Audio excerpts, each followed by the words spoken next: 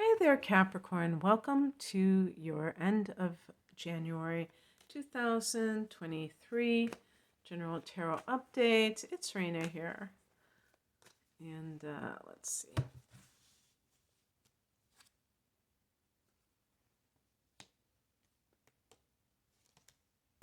Oh, okay. Two cards came out. I'm going to choose both of these.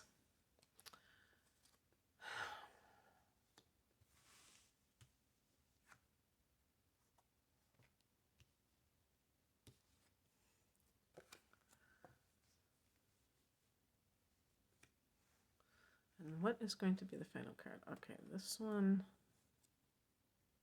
I keep getting Strength, which is also Leo. Well,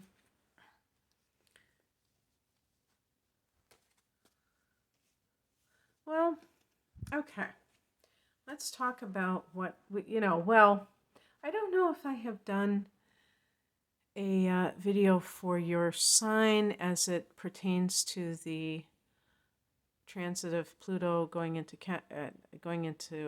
Aquarius and Saturn into Pisces. I'll have to see about that.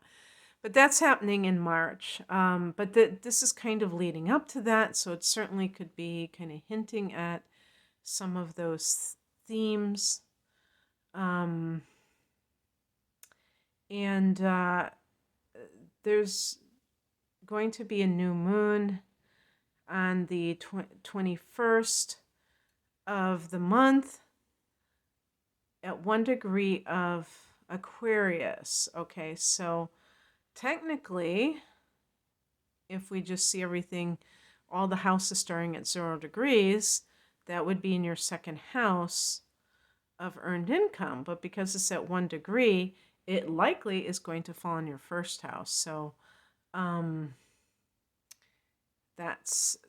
that's really emphasizing Capricorn and your new beginnings. So certainly some of these cards may resonate with you, and if that resonates with you, the heart of the matter is the 8 of Wands. This is forward moving energy. So it's like all systems are going. This is kind of what's happening astrologically, because on the 22nd of January, Uranus is turning direct after several months, and now all of the planets, not just personal, all of the planets are direct. I think until sometime in April, like the third week in April. I think there's going to be a Mercury retrograde then.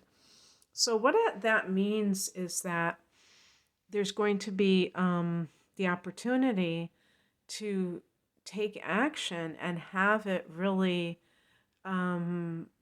be supported by the planets. And even if you're one of those people that doesn't really buy into that, which wouldn't be the worst thing in the world not to buy into these things, but you just can look at it symbolically and just say, wow, all the plants are direct. This is when I'm going to make my move.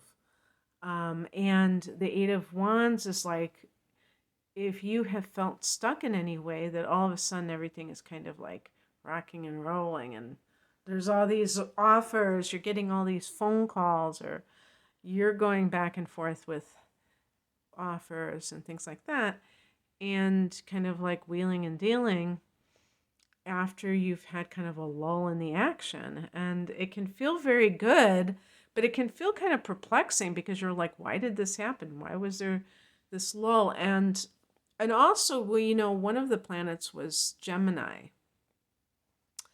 And Gemini for you is the 6th house of work. So did I say Gemini? I meant Mars. Mars and Gemini. And when Mars was retrograding, you might have had some kind of slowing down with your work that kind of got back up to speed. In the past position, we have the 3 of Wands along with the World card. Both of these came out, and I decided to choose them because if another, if another card, is kind of with that card, I'm not going to just ignore it for sure. I'd want to have both of those.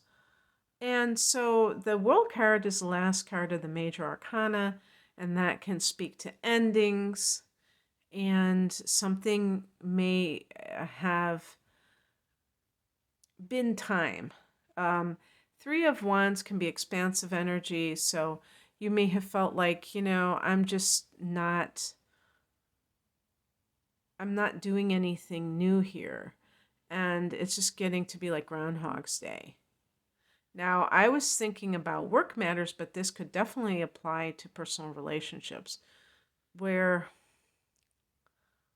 you have felt as if things have been kind of stagnant. And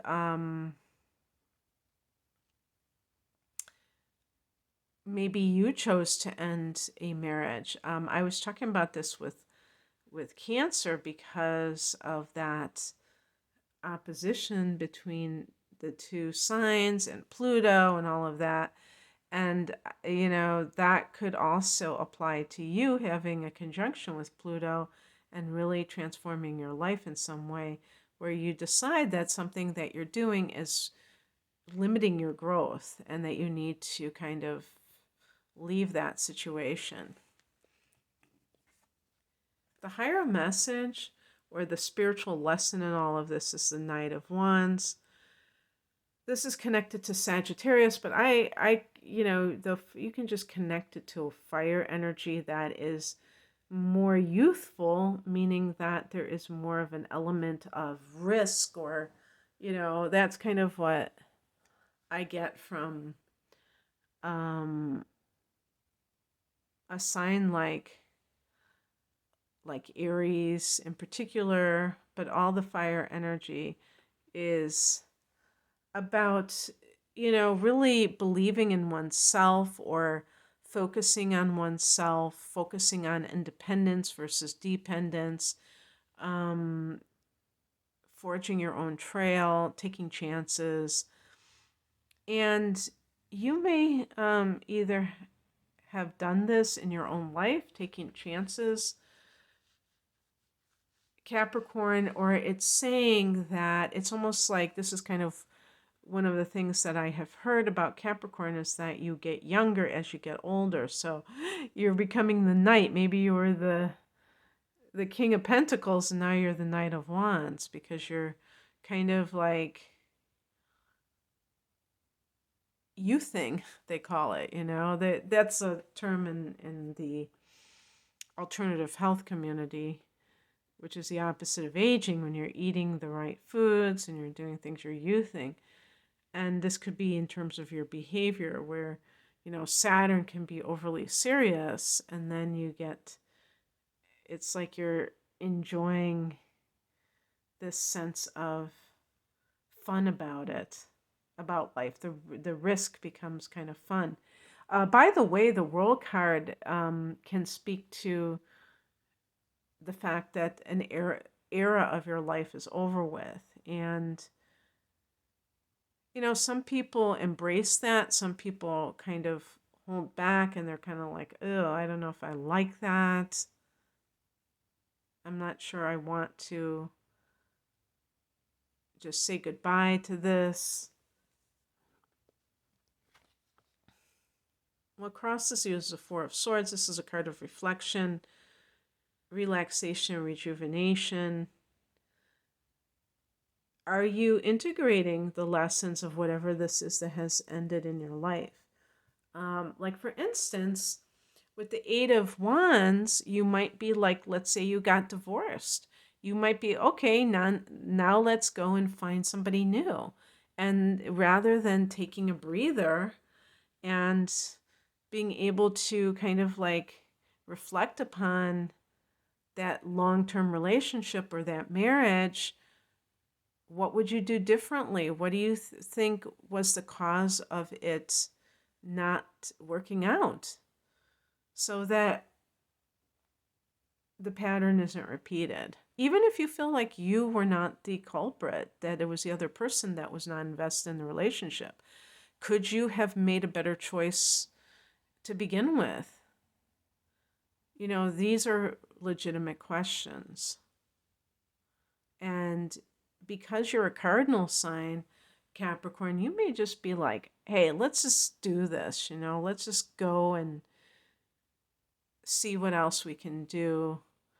Move on to the next thing. But that's not necessarily advisable. What's coming in is the Seven of Wands. For some reason, you feel the need to defend yourself. Again, you're probably pouring more energy into yourself as a whole. And what can happen, which isn't such a bad thing because I think this is just a phase, is that you can find that you are much more inclined to take offense at something that somebody else says, that you're like kind of on the defensive. And that's not necessarily a good thing because then other people might find it hard to communicate with you.